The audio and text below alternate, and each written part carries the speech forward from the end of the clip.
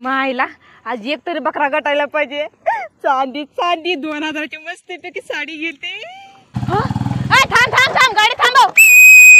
हा चल, तुझं हेल्मेट कुठे आहे? अहो मॅडम जाऊ द्या, किंवा जरा गडबडीत आलो, घरी विसरलोय हेल्मेट। घरी कस काय विसरलास तू? इथंच जायचं मॅडम, जाऊ द्या। इथं जा नाही तर अजून कुठे का जा? चल पहिलं पावती फाड तू।